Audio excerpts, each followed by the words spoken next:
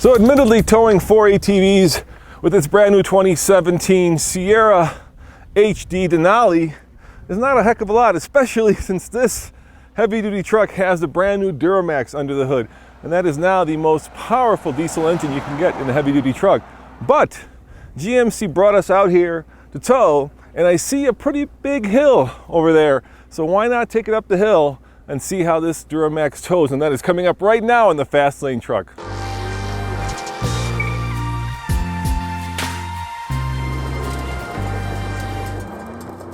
Under the hood, we have the brand new 6.6 liter Duramax. Now, this engine is 90% all new, and it puts out a class-leading 445 horsepower and 910 pound-foot of torque. Now, there are other trucks out there that put out more torque, but not more horsepower. It is, of course, mated to an Allison 6-speed automatic transmission, and in this case, it powers all 4 wheels. Roman, I think the cows want to know about this new Duramax. Do you see those Twin Peaks up there? Yeah. Can we go there? We could try. Let me put it in tow home mode. Of course, towing these ATVs is not really sweating this truck much, right? No. It's only about 5,000 pounds. But you know what? We're going to leave the heavy towing to the iGauntlet. And here's the other thing. Trailers are getting lighter and lighter, right? They're improving the construction of the trailers. Yep. A lot of them use aluminum now, yep, but their size gets bigger and bigger. Yep. So if you have a long trailer with a lot of air resistance, you do want a heavy-duty truck. Of course, you guys probably know that both Ford and Ram have heavy-duty and super-duty trucks that can tow just over 30,000 pounds. Chevy and GMC, just about 24,000 pounds. Why is that? Well, I asked the GMC engineer. I think you mentioned it's 19% more torque than the outgoing engine and 12% more horsepower. Is that right? That's absolutely correct. I got that right. You got it right. You got it right. Yep. So compared to our 2016 LML, 19% increase in torque and 12% in horsepower. Yeah. Obviously, the other manufacturers, Ford and Ram in this case, are also at 900 pound-foot of torque. Is that one of the reasons you decided to make that jump? No, it's not the reason that we decided to make that. We wanted to maximize the capability of the engine and focus on the drivability and the towing confidence that we give the customer in this segment, and 910 is where we landed. I wouldn't say that it was a target for us at all. And the other thing, of course, that's very different is that both Ford and Ram, with the right configuration, can tow 30,000 pounds. You guys are at just under 24,000. Why didn't you go up to that 30,000 level? We specifically targeted where the heart of the market is. The bulk of the heavy-duty truck buyers never tow above 25,000 pounds. In fact, it's 86% of the trucks roughly have 25,000 pounds towing capability or less. In fact, if you look at trucks that are sold between July of 2015 and June of 2016, only 1% of those trucks are sold with towing capabilities above 27,000 pounds. So we strategically said, let's focus on the towing experience, towing confidence, and not chase a max trailing claim number, and that's what we did. Inside, it's a nice place to spend time. It's all leather and soft materials. In fact, you've got about every convenience feature that you can get on a high-end German sedan in here. You've got heated and cool seats. You even have a heated steering wheel. And of course, you have automatic all-wheel drive.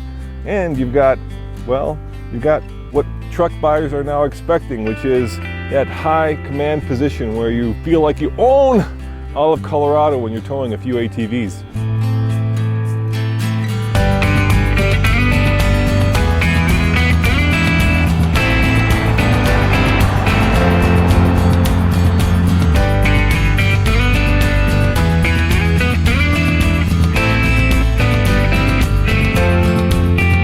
Like a 7 or 8% grade, right? Yeah, it's pretty steep, and we're flying up this grade. Of course, the other thing that this truck has, Andre, is torque management. Okay. Now, I've heard that GM doesn't do torque management, but in first gear they do torque management, and basically that means they pull back some of the engine's torque in first gear so that you don't end up just spinning the wheels and tires. GMC says 0 to 60 in 7.1 seconds, which is 7/10 of a second faster than the old Duramax. Now, what hasn't changed, unfortunately, is the location of the DEF tank. They've redesigned the tank, but they haven't changed the location. It's still over here, which can be a pain in the ass when you need to refill it. I want to come down this hill and see exactly how the exhaust brake is working, dude. Yeah, I think that's a good idea. I think we should give that a shot as well. So we need to find a place where we can turn around.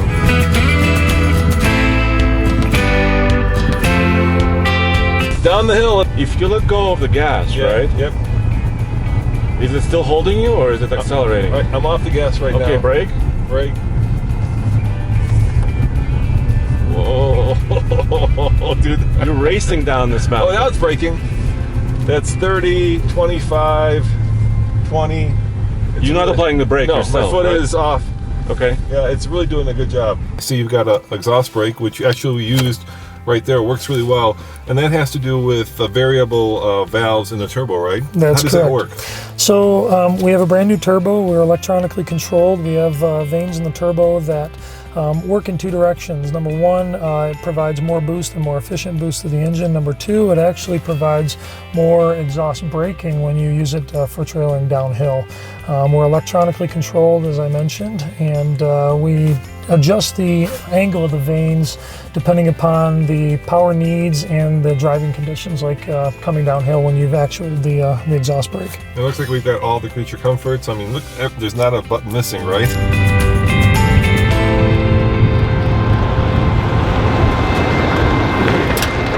So we have, automatic pedals. Yeah. So you can adjust your pedals for taller or shorter folks.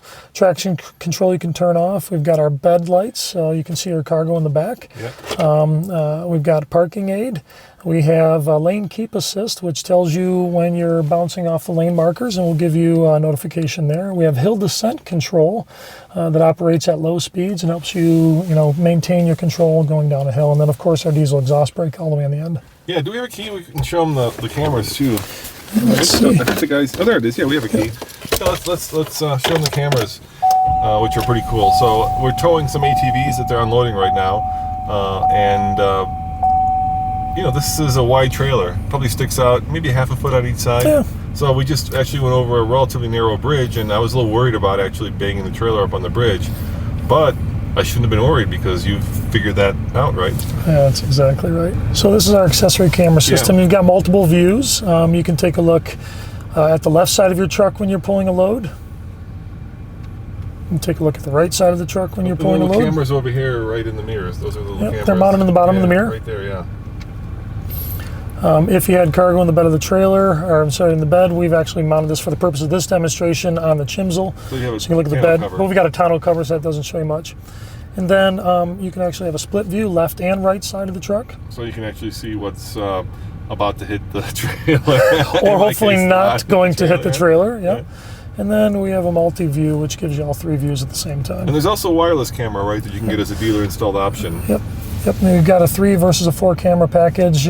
Typically, folks will take the third camera, mount it on the chimsel in the back of in the bed, and a fourth camera that you can mount on the trailer somewhere so you can see behind the trailer. What's new? Of course, it's the hood scoop. And yes, it's functional, as I found out when I had a chance to talk to one of the engineers that helped develop this truck. Now, one of the coolest things of this new truck is you've got a hood scoop. Absolutely. It's actually functional. Tell me about that. Why a hood scoop? So we wanted to maintain power, especially when you're pulling a load up a hill, and be able to not have to pull power out. And of course, induction temperature for air coming in is really important. And so the best way to do that is pull fresh air from the front of the truck, and cleanest air, coolest air that we have is certainly up high on top. And so we added a patent pending induction system with a functional hood scoop. We still pull some of the air from the fender well, like most traditional applications do.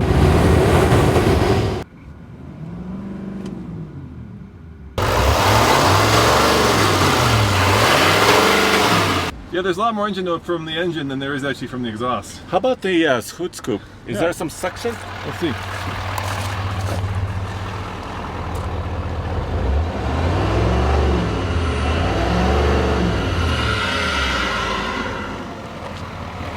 You can hear the suction. Oh yes. So we have more exhaust sound In induction noise. than we do in exhaust note.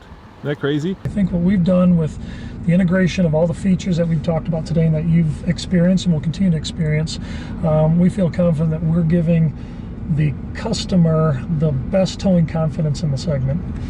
Let's see how much all that costs. Because we do a top of the line truck here and we're looking at $70,000. That's a big number, but it's a big truck. It is a big truck. We got tons of great features, and as you've experienced in the short drive we had here this morning, it's very comfortable. It's definitely a high-end truck. It's considered by many people as a luxury vehicle now, and we're proud about that.